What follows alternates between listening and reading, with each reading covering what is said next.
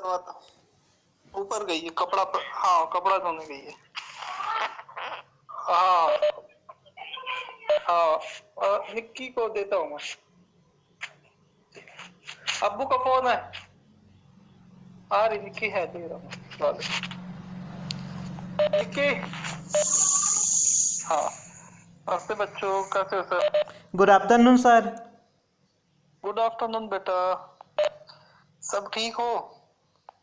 Yes sir. कोई शादी आदि में कोई भीड़ भाड़ वाली जगह तो गया नहीं ना? नहीं सर। हाँ, भावना मैडम का डेथ हो गया, मानवती मैडम का। जी सर, आज हो गया सर। बहुत दुखद हुआ। नमस्ते सर। नमस्ते बेटा। जी सर। बच्चों ये बीमारी को बिल्कुल भी आसानी से ना ले। आप लोग बहुत ज्यादा समझदार बच्चे हैं। कहीं भी भीड़ भाड़ वाली जगह से अपने परिवार को भी रोकें कि भैया मत जाएं बोल करके। आचार्य जी प्रणाम। हाँ नमस्ते बेटा। निक्की फोन लो ना, अब्बू हाँ लाइन में। हाँ मोबाइल दे देना, उसके बाद ले जाना। हाँ तो इसीलिए मैं बार बार बोल रहा था बेटा कि आप लोग थोड़ी हमेशा सावधानी बरतें। हमको अपने अपने परिवार को, अपने गांव, अपने राज्य, अपने देश को भी इस बीमारी को फैलने से हमारी सहभागिता नहीं होनी चाहिए। हम लोग उसमें सहभाग ना बने। तो हम कैसे बच सकते हैं कि हम प्रणाम सर। हाँ बेटा, बिल्कुल भी हम कोई भी सार्वजनिक जगह में ना जाएं और अपने घर वालों को भी रोकें बच्चों। हालांकि आप सब जानते हैं ये सारी सावधानी क्या क्या बरतनी चाहिए, लेकिन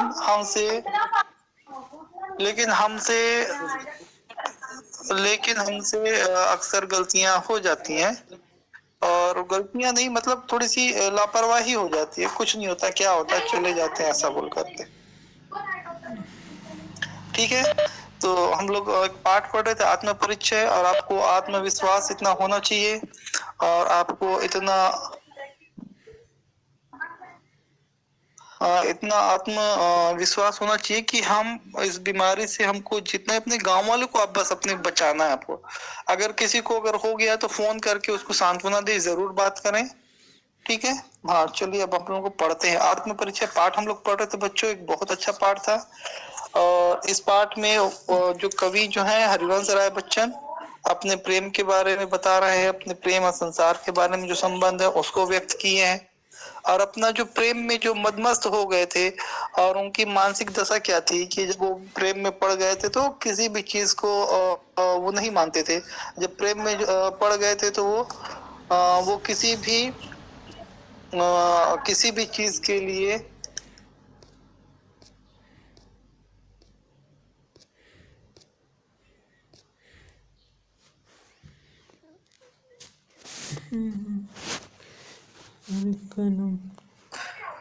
तो कवि जो है अपने प्रेम के बारे में यहाँ पे अपने संबंधों को वर्णन किए हैं कि जब किसी भी कवि के अलावा, जैसे अभी तो आप लोग टीन एज में हो बच्चों, सबसे जीवन के सबसे खतरनाक उम्र में हो, और इस उम्र में ये स्वाभाविक क्रिया है कि हो जाता है, लेकिन इतना ज्यादा उसमें नहीं डूबना है कि पूरा कैरियर बर्बाद हो जाए। कवि की जो प्रेमिका उनके पास में थी नहीं, तो वो बीच बीच में हताशा निराशा से भी वो डूब जाते थे, और अपना जो प्रेम में वो जो रोते रहते थे, लेकिन वो बाहर सभी लोगों से हंस करके मिलते जुलते थे। तो यहाँ पर एक वो अपनी जिम्मेदारी को भी निभा रहे हैं कि अपना प्रेम को सब जग जाहिर नहीं कर रहे हैं, लेकिन कविता के माध्यम से उन्होंने किया है, और वो अपने प्रेम का वो प्रचार नहीं कर रहे थे। तो इस उम्र में आप लोग तो पूरी दुनिया से टकराने की क्षमता रखते हो। एक बहुत बड़े शायर हैं, उनका शेर है, ऐ रज़ा हर चीज का एक वक्त है, ऐ रज़ा हर चीज का एक वक्त है, दिल को भी आराम हो ही जाएगा। तो आप अभी अपने दिल को पढ़ाई के अलावा अन्य चीजों में ना लगाएं, तो आप अपने लक्ष्य को पा सकते हैं। और हालांकि मेरे इस बोलने से फर्क नहीं पड़ने वाला आपको, क्योंकि आपको जो करना वो करेंगे, लेकिन एक आध दो बच्चे तो रहेंगे कि उनको लगेगा कि हाँ मुझे अपनी पढ़ाई को ही सबसे बड़ा प्यार और उसको लक्ष्य बनाना है। चलिए पाठ का प्रश्न उत्तर हम लोग देखते हैं। ये पाठ तो पूरा समझ में आ गया कि एक बार और समझा दूं?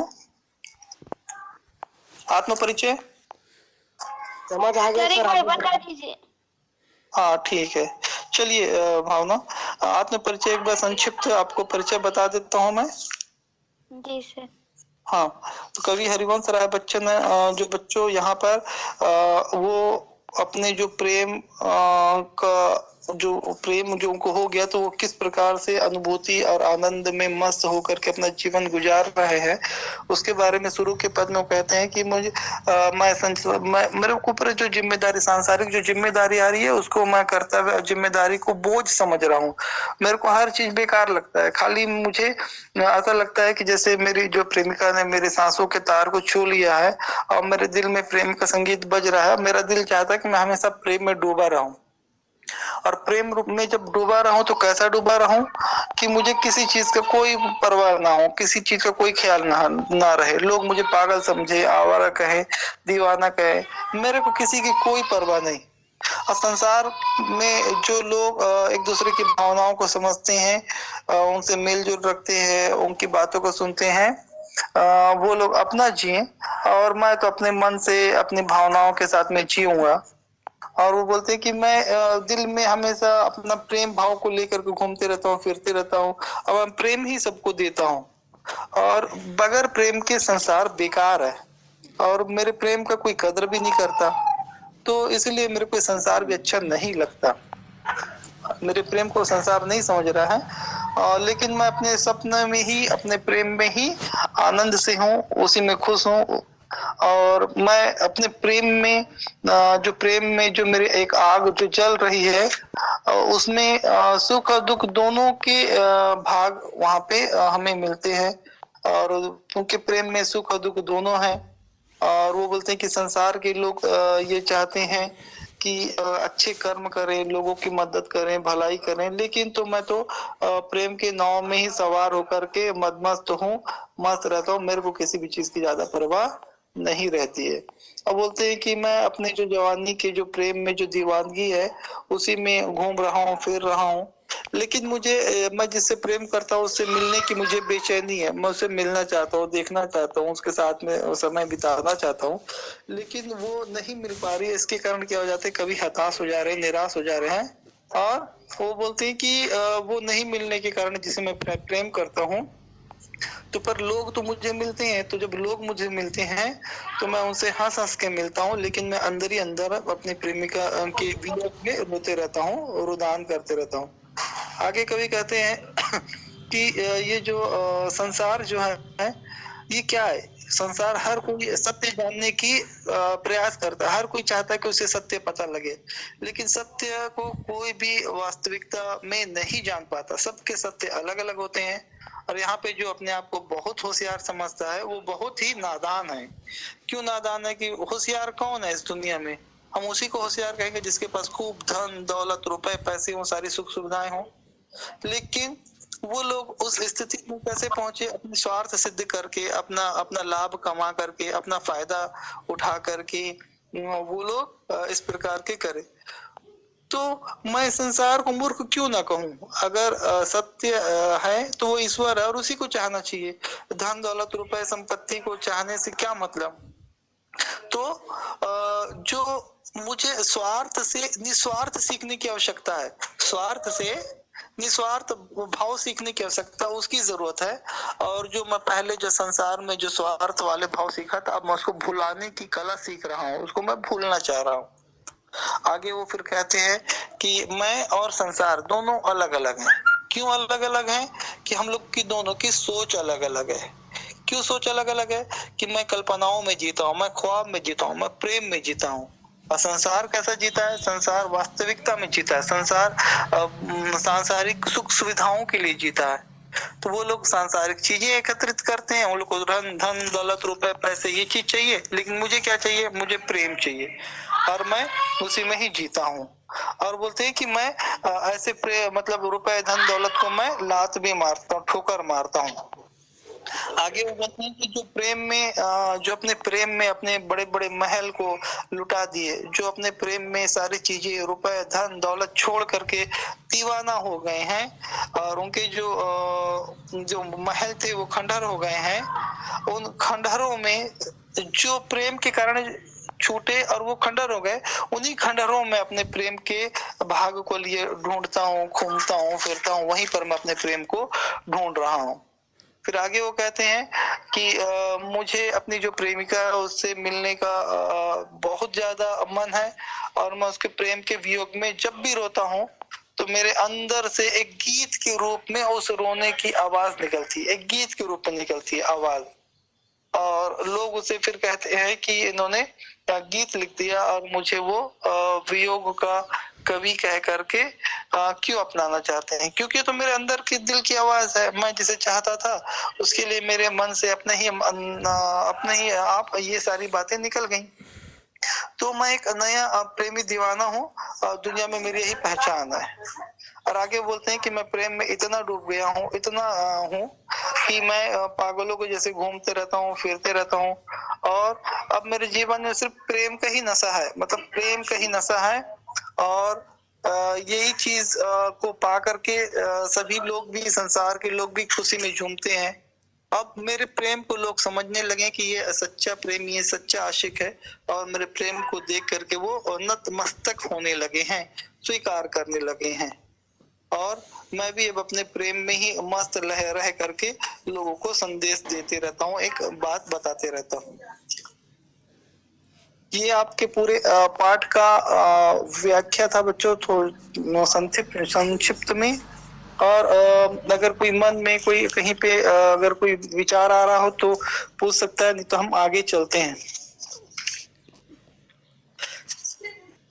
चलिए, सर समझ में आया बेटा? सर लास्ट का पैराग्राफ। हाँ, वो कहते हैं कि मैं दुनिया का एक नया दीवाना हूँ, मैं दीवानों का वेश लिया फिरता, मतलब यहाँ पर वो बोलते हैं कि मैं प्रेम में इतना डूब गया हूँ कि मैं दीवानों की तरह यहाँ वहाँ घूमता फिरता। दीवाना मतलब पागल बच्चों। अब मेरे जीवन में प्रेम का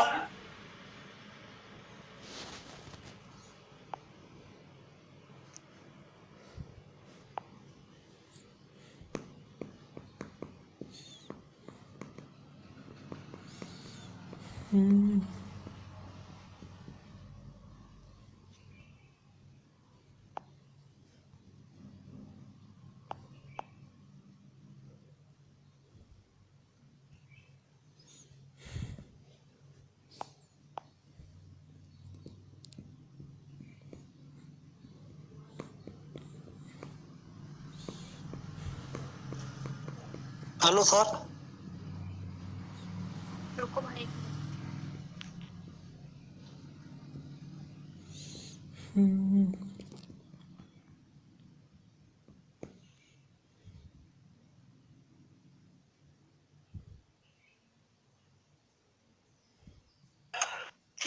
तो बच्चों यहाँ पे वो कवि अपने आप को दीवाना कह रहे हैं, और वो जो दीवाना रहता है बच्चों, जो पागल मतलब प्रेम में जो दीवाना रहता है वो पागलों के जैसे ही घूमता फिरता है। बहुत सारे लोग इन चीजों को महसूस किए होंगे।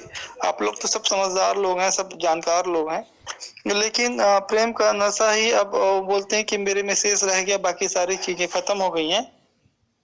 और इसमें वो बोलते हैं कि अब मेरे जो प्रेम में जो मैंने गीत को जो लिखा है, उस गीत को पढ़ करके सुन करके लोग अब झूमते हैं, उनको अच्छा लगता है मेरा ये गीत सुनना।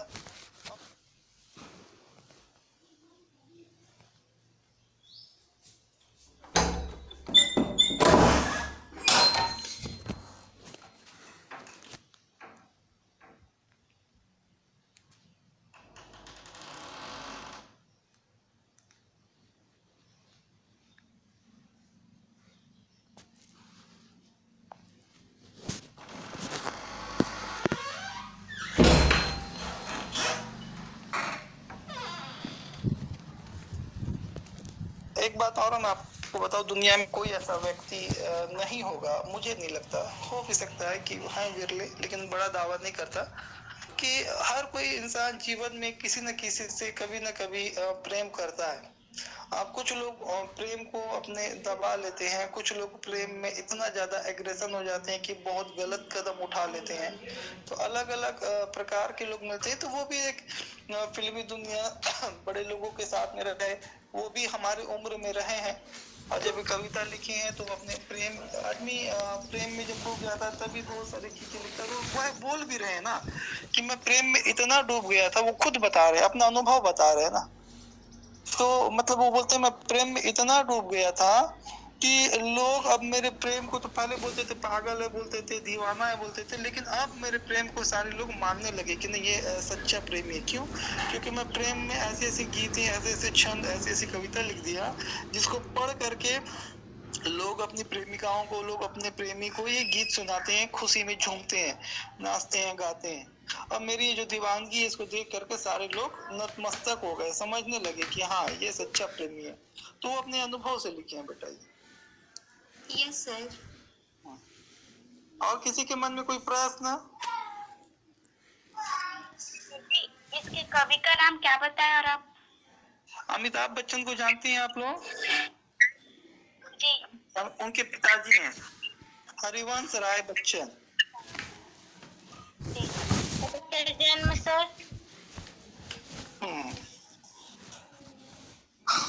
उनका जन्म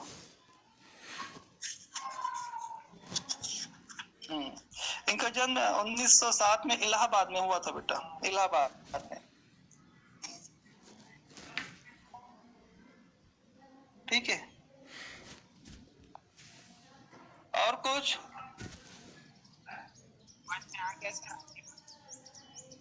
चलिए बहुत अच्छी बात है। और इसके बाद में इनकी एक छोटी सी एक और कविता है जिसमें वो बहुत ही इस कविता को हमने बार बार पढ़ा है और जल्दी जल्दी से मैं आपको इस कविता को भी पढ़ा दूं। सर जो कवि है हरिवंश राय बच्चन, जो भी जितने भी कवि है, मतलब अपने जो लिखता है, जो राइटर सर, मतलब जो कवि लिखता है ना बुक में, वो अपने साथ जो घटा हुआ को भी लिखता है, क्या जो घटना उसके साथ हुआ होगा सचमुच, जिसकी घर की याद कविता में उसके साथ में सचमुच घटा हुआ होगा, उसी को ही लिखता है कि वो अपने मन से लिखता है। और देखिए बेटा कभी भी एक बात जान लें कि जो कवि जो रहते हैं या जो भी लिखने वाले आदमी क्या से लिखता है बताओ? अनुभव से लिखेगा या दूसरे का बातों को सुना हुआ है उसको लिखेगा?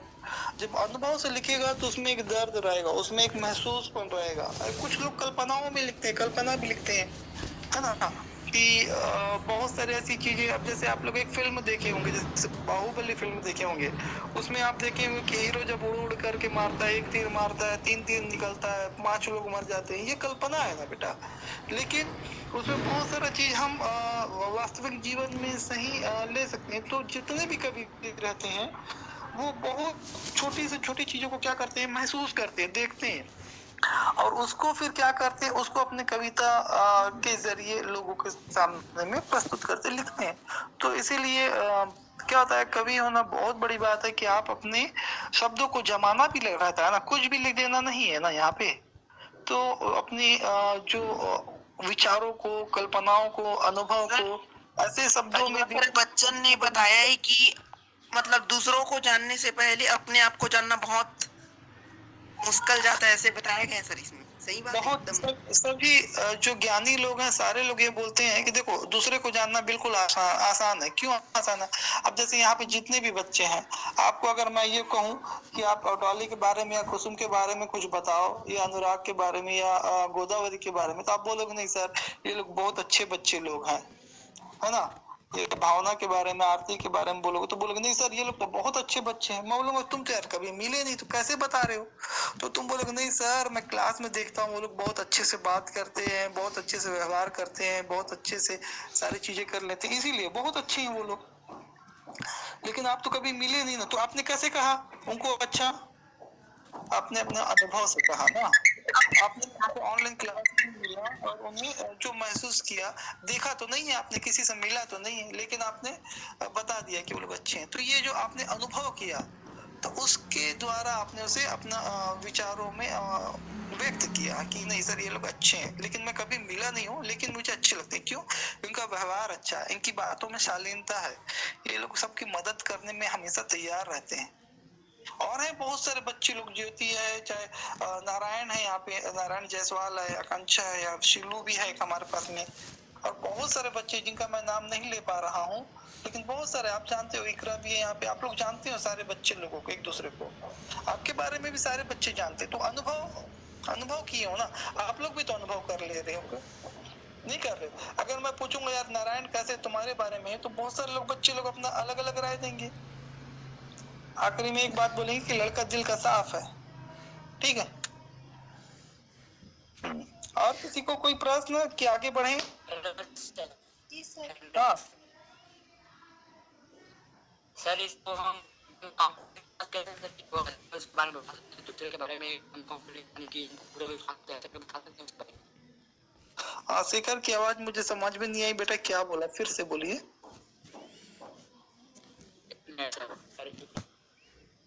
सर मैं ये बोलना चाहता हूँ कि हम दूसरे के बारे में तो बता सकते हैं, दूसरे के बारे में बता सकते हैं जी सर, लेकिन हम इतना कॉम्पिटिशन बता सकते हैं कैसे कि वो ऐसा होगा करके? क्या के बारे में? सर जो अच्छाई है या बुराई उसके बारे में।